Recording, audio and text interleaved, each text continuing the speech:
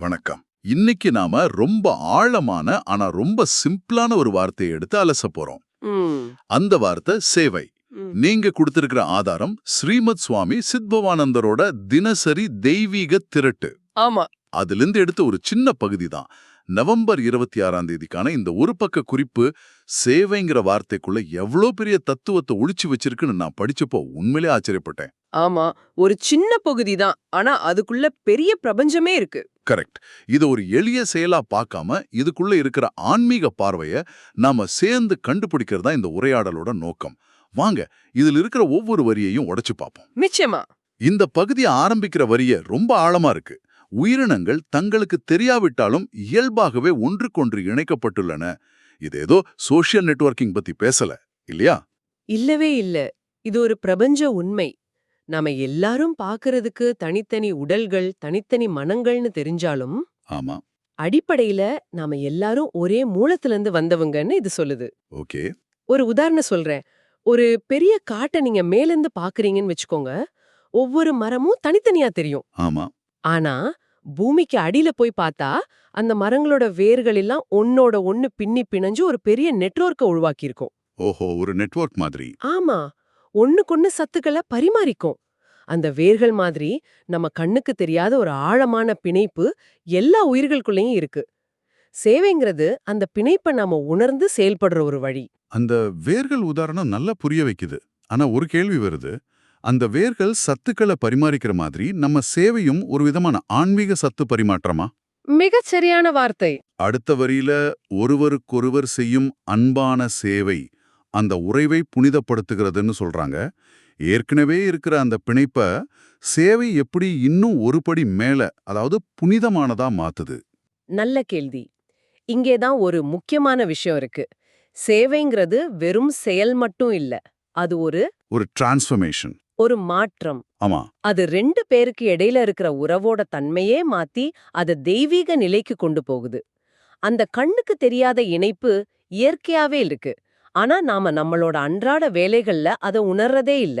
சரி. எப்போ நாம ஒருத்தர் மேல உண்மையான அன்பு வச்சு எந்த எதிர்பார்ப்பும் இல்லாம ஒரு சின்ன உதவி செய்யறோமோ அப்போ அந்த மறைஞ்சிருந்த இணைப்பு வெளிச்சத்துக்கு வருது. அது வலுவாகுது. ஓ. அது வெறும் இணைப்புங்கிறத தாண்டி ஒரு புனிதமான பந்தமா மாறுது. அதனாலதான் குறிப்பா அன்பான சேவைன்னு சொல்றாங்க. மனசிலிருந்து வர்ற அன்பு தான் அந்த ரசவாதத்தை நிகழ்த்தும். ஓகே. அப்போ சேவைங்கிறது இயற்கையா இருக்கிற ஒரு உண்மையை வெளிச்சம் போட்டு காட்டுற ஒரு கருவி. சரி, இது புரியுது. ஆனா இங்க தான் ஒரு ஆச்சரியமான திருப்பம் வருது. ம் இத நம்மளோட கடமையா பார்க்காம நமக்கே கிடைச்ச ஒரு அரிதான சந்தர்ப்பம்னு சொல்றாங்களே, அது ஏன்? நாம ஒருத்தருக்கு உதவி செஞ்சா அது அவங்களுக்கு தானே நல்லது. இது எப்படி நமக்கு ஒரு வாய்ப்பா மாறுது? இதுதான் இந்த தத்துவத்தோட மையப்புள்ளியே. இந்த ஒரு வரி சேவை பத்தின நம்ம பார்வைய தலைகீழா மாத்திடும். அப்படியா? பொதுவா நாம ஒருத்தருக்கு உதவி செய்யும்போது நம்ம மனசுக்குள்ள என்ன ஓடும்? நான் பெரியவ, நான் கொடுக்கறேன். அவர் சின்னவர், அவர் வாங்கிக்கிறாருன்னு ஒரு சின்ன ஈகோ வந்துரும் இல்லையா? ஆமா, ஆமா. அது இயல்பு. ஆனா இந்த வரி அத உடைக்குது. பிறருக்கு உதவ ஒரு சான்ஸ் கிடைக்கும்போது நான் ஏதோ பெருசா செய்ய போறேன்னு நினைக்காம, ஆஹா, என்னோட ஆன்மீக வளர்ச்சிக்கு ஒரு வாய்ப்பு கிடைச்சிருக்குன்னு பார்க்கணும்னு இது சொல்லுது. ஓ.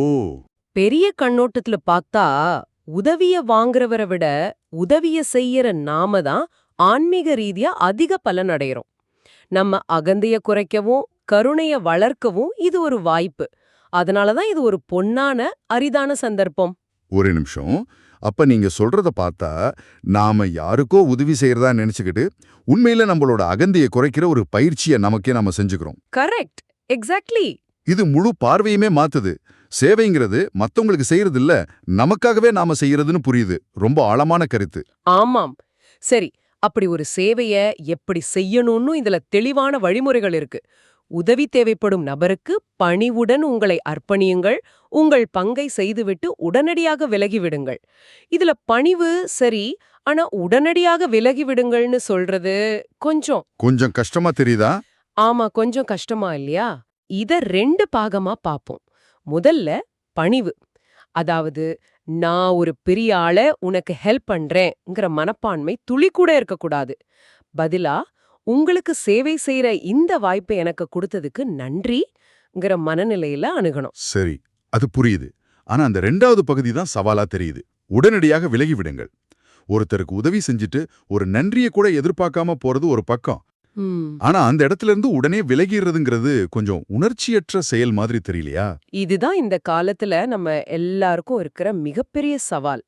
உடனடியாக விலகி விடுங்கள்னா உணர்ச்சியற்ற இருங்கன்னு அர்த்தம் இல்ல. அப்போ அந்த செயலோட பலன்ல ஒட்டிக்காதீங்கன்னு அர்த்தம். ஒரு உதவிய செஞ்சதுக்கு அப்புறம் நம்ம மனசு இயல்பாவே ஒரு நன்றிய, ஒரு பாராட்ட, இல்லனா ஒரு அங்கீகாரத்தையாவது தேடும். ஆமா, அது உண்மைதான். இந்த வரி உங்க வேலைய செஞ்சீங்களா, அடுத்த நொடியே அந்த இடத்த விட்டு மனசளவுல விலகிடுங்கன்னு சொல்லுது. அதாவது அந்த செயலுக்கு பதிலா நன்றியோ, புகழோ, ஏன் மனசுக்குள்ள ஒரு திருப்தியோ கூட எதிர்பார்க்க கூடாது. ஓ, அப்போ இது கீதையில வர்ற ஒரு முக்கியமான கருத்து மாதிரி இருக்கு. உனக்கு செயல் செய்வதில் மட்டுமே அதிகாரம் உண்டு, அதன் பலன்களில் இல்லைன்னு சொல்ற அந்த வரியோட செயல்முறை விளக்கம் இதுதான்னு சொல்லலாமா? மிக சரியா சொன்னீங்க. அது தத்துவம், இது அதோட நடைமுறை, பயிற்சி. கீதைய படிச்சு புரிஞ்சுக்கிறது ஒரு வகை. ஆமா. ஆனா இந்த மாதிரி ஒரு சின்ன சேவை மூலமா அத வாழ்ந்து பார்க்கறது இன்னொரு வகை. பலனை எதிர்பார்க்காம ஒரு செயலை செஞ்சுட்டு அத அப்படியே மறந்துட்டு அடுத்த வேலைக்கு போறதுங்கிறது ஒரு பெரிய தியானம் மாதிரி. ஆமா, இது நடைமுறையில ரொம்பவே சவாலான ஒரு பயிற்சி தான். சரி, இந்த மாதிரி ஒரு கடினமான பயிற்சிய நாம ஏன் செய்யணும்? இப்படி செய்யறதால என்ன நடக்கும்? அதுக்கு பதில் அடுத்த வரியிலேயே இருக்கு. இதன் மூலம் நீங்கள் தெய்வீகத்தில் பரிணாம வளர்ச்சி அடைகிறீர்கள். இது கேட்க நல்லா இருக்கு. ஆனா இந்த தெய்வீக பரிணாம வளர்ச்சினா என்ன? அகந்தை இல்லாம பிரதிபலன் பார்க்காம சேவை செய்யறது எப்படி ஒருத்தரை தெய்வீக நிலைக்கு உயர்த்தும்? இத இப்படி யோசிச்சு பாருங்களேன். நம்ம மனசு ஒரு கண்ணாடி மாதிரி. ஓகே. நம்ம நான், என்னோட, எனக்குங்கிற அகந்த அந்த கண்ணாடியில படிஞ்சிருக்கிற தூசி மாதிரி. இந்த தூசி படிய படிய நம்ம உண்மையான ஸ்வரூபம் என்னன்னு நமக்கு தெரியாது. சரி சரி. எப்போ நாம பிரதிபலன் எதிர்பார்க்காம பணிவோட சேவை செய்ய ஆரம்பிக்கிறோமோ, அப்போ நாம அந்த தூசிய கொஞ்சம் கொஞ்சமா தொடைக்கிறோம். ஒவ்வொரு முறையும் தொடைக்க தொடைக்க கண்ணாடி சுத்தமாகிக்கே போகும். அப்போ அந்த கண்ணாடி சுத்தம் ஆக ஆக பிரபஞ்சத்தோட உண்மையான சக்தி அதுல முழுசா பிரதிபலிக்க ஆரம்பிக்கும். அந்த அகந்தேங்கிற சின்ன வட்டத்திலிருந்து வெளியே வந்து நம்ம பிரபஞ்சத்தோட இணைறோம். இதுதான் அந்த தெய்வீக பரிணாம வளர்ச்சி. அந்த கண்ணாடி உதாரணம் ரொம்ப தெளிவா புரிய வைக்குது. நாம செய்யற சேவைங்கிறது அடுத்தவங்களுக்காக இல்ல, நம்ம மன கண்ணாடிய துடைக்கிறதுக்காக தான். ஆமா. அப்போ சேவையின் உண்மையான நோக்கம் அதை செய்பவரே பரிணாம வளர்ச்சி அடைய செய்வதுதான உறுதியா சொல்லலாம். இப்போ இந்த பகுதியோட முடிவு தாய்மானரோட ஒரு மேற்கோளோட வருது. ம். அனைத்து உயிரினங்களும் பிரபஞ்ச உண்மையிலிருந்து வந்துள்ளன. இது நம்ம முதல்ல பேசின எல்லாரும் இணைக்கப்பட்டிருக்குங்கிற விஷயத்துக்கு மறுபடியும் வலு சேர்க்குது இல்லையா? ஒரு முழு வட்டத்தை முடிச்ச மாதிரி இருக்கு. ஆமா. இதுதான் இந்த முழு தத்துவத்தோட அஸ்திவாரம். எங்க ஆரம்பிச்சோமோ அங்கேயே ஒரு உயர்ந்த புரிதலோட வந்து முடிக்கிறோம். நாம எல்லாரும் ஒரே மூலத்தோட வெளிப்பாடுகள்னா நமக்குள்ள அடிப்படையில எந்த வித்தியாசமும் இல்ல. இல்ல. தோற்றம், மதம், மொழி எதுவுமே அந்த உண்மைய மாத்தாது. இந்த உண்மைய நம்ம தத்துவ ரீதியா புரிஞ்சுக்கிறது ஒரு நிலை. ஆனா சேவை செய்யும்போது அந்த இன்னொரு உயிர்க்குள்ள இருக்கிற அதே பிரபஞ்ச உண்மைய நம்ம நேரடியா உணர்றோம். தத்துவம் அனுபவமா மாறுது. கரெக்ட். அப்போ தத்துவம் அனுபவமா மாறுது. ஒருத்தருக்கு சேவை செய்யறது நமக்கே நம்ம சேவை செஞ்சுக்கிற மாதிரி. அந்த இணைப்பு இங்கே முழுமை அடையுது. ஆஹா, அருமை. கடைசியா இந்த தத்துவத்தோட உச்சக்கட்டமா ஒரு வரி வருது. எனவே அவர்களுக்கு சேவை செய்வது எல்லாம் வல்ல இறைவனை வழிபடுவதற்கு சமம். ம். இது ஒரு மாபெரும் பாய்ச்சல். சாதாரண சமூக சேவையா ஆரம்பிச்ச ஒரு விஷயம் இப்போ நேரடியா இறை வழிபாடா மாறுது. இது எப்படி சாத்தியம்? இதத்தான் இந்த முழு பகுதியும் நமக்கு உணர்த்த முயற்சிக்குது. வழிபாடுனா நமக்கு என்ன தோணும்? கோயிலுக்கு போறது, பூஜை செய்யறது, பிரார்த்தனை பண்றது. அதெல்லாம் வழிபாட்டோட ஒரு முக்கியமான அங்கம், சந்தேகமே இல்ல. ஆனா இந்த வரி வழிபாட்டோட எல்லைய ரொம்ப விரிவுபடுத்துது. கோயில் கருவறையில இருக்கிற சிலையில மட்டும் கடவுள் இல்ல, சரி. நம்மள சுத்தி இருக்கிற ஒவ்வொரு உயிருக்குள்ளயும் அதே கடவுள்தான், அதே பிரபஞ்ச உண்மைதான் இருக்கு. அப்படி இருக்கும்போது கோயில்ல இருக்கிற இறைவனை வழிபடுறது எவ்வளவு புனிதமானதோ அதே அளவுக்கு நம்ம கண்ணு முன்னாடி உதவி தேவைப்படுற ஒரு உயிருக்கு சேவை செய்யறதும் ஒரு உயர்வான வழிபாடு. அதனாலதான் மனிதனுக்கு செய்யும் சேவையே மகேசனுக்கு செய்யும் சேவைன்னு சொல்றாங்க.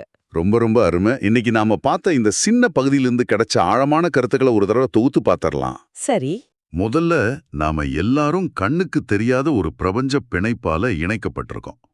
ரெண்டாவதா, அன்போட செய்யற சேவை அந்த பிணைப்பை புனிதமாக்குது. அது மட்டும் இல்லாம மத்தவங்களுக்கு சேவை செய்ய கிடைக்கிற வாய்ப்பு உண்மையில நம்மளோட ஆன்மீக வளர்ச்சிக்கு கிடைக்கிற ஒரு அரிதான சந்தர்ப்பம். கரெக்ட்.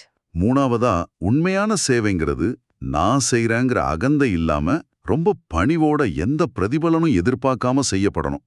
செஞ்ச மறுகணமே அதை மறந்துடணும். மிக முக்கியமானது.